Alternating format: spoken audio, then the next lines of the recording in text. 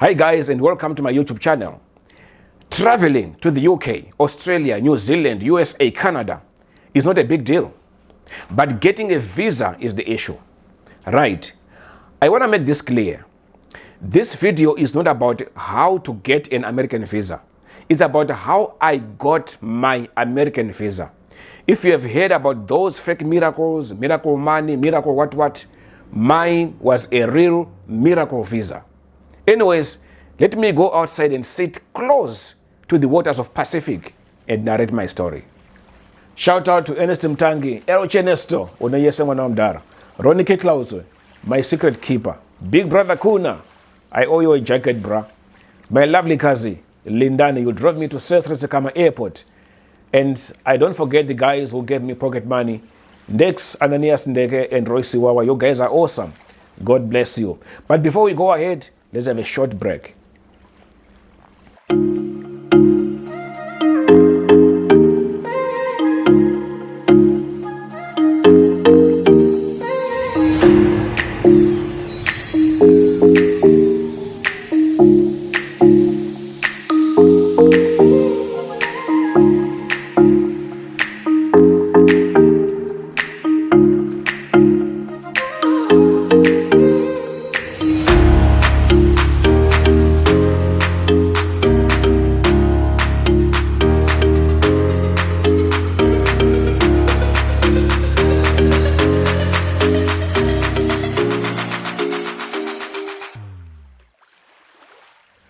This may sound ridiculous or crazy, but the thing is, when Jesus says yes, nobody can say no.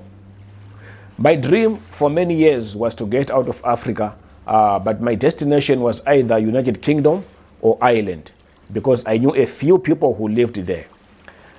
I never dreamed of America or Canada, but God had a plan for me. By the way, I was living in Botswana and I lived there for more than 10 years. Right. The story is, in 2007, a close friend of mine told me she wanted to go to the United States of America and that she had already spoken to the travel agent in Gaborone to help her with the visa application. We were in Francistown and she asked me to accompany her to Gaborone to meet with the agent, Ernest Mtangi. Because I was a foreigner, I always carried my passport and my permits with me in case the police may want to see them at roadblocks. To cut the story short, when we met the agent, Ernest, her application was made, booked an appointment with the embassy for the interview. She went and came back, told us how tough the interview was. The next day she went back for the results and was told she had been denied visa due to inadequate requirements. When we were still sympathizing with her, Ernest said, "Chris, do you want to try?" I said, "Ernest, are you crazy? She has been denied a visa right now because she doesn't have enough documents. I'm even worse. One, I'm a foreigner in this country. I only have a passport and work and resident permit.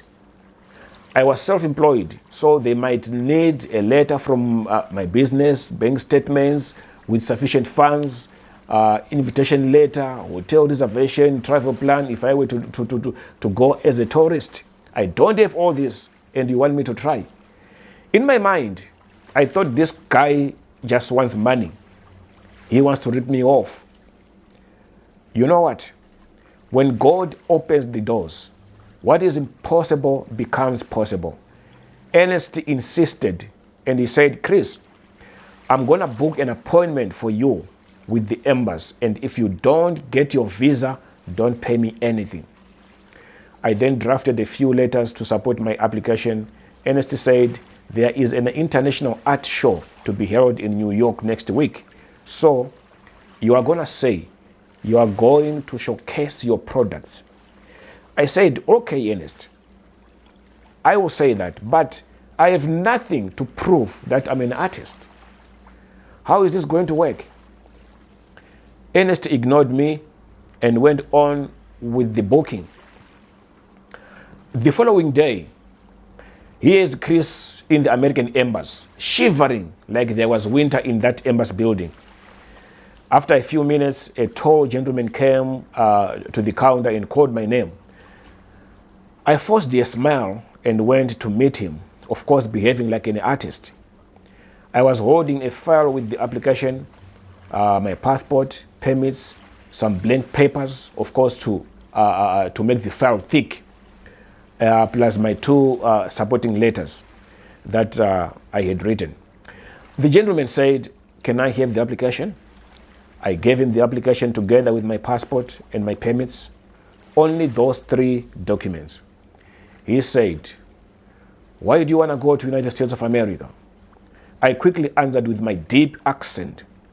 I said, "I am an artist and I am going to showcase my products at the International Art Show in New York." "Are you married?" I said, "No, but I have kids." And he asked it for their ages and if they were going to school or not.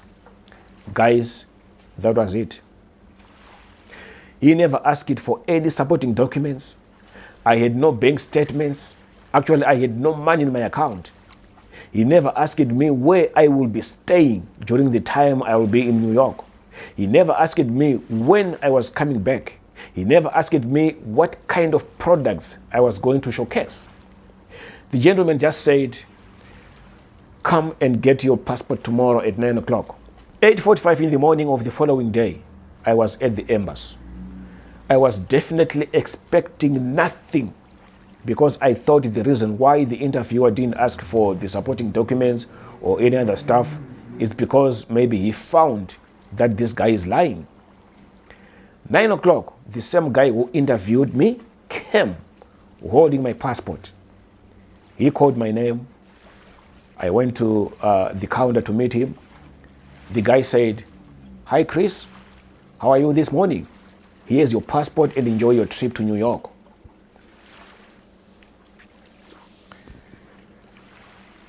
I said, "Thank you, sir," and I left. When I was outside the building, I opened my passport and found this. Guess what I did?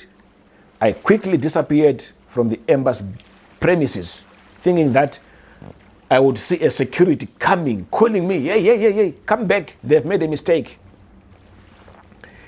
Guys, when it's God's time, you don't struggle. Everyone was shocked, including the agent Ernest. He said I was his first Zimbabwean client to get the American visa in Botswana. Most of his clients were Botswana. So guys, that's how I got my American visa. Next week, I'll be telling you how I traveled to the States from Botswana to O.R. Tambo International Airport in South Africa, then to JF Kennedy International Airport in New York. This is the funniest part of my story. The village boy in New York for the first time. Don't miss this. See you next week.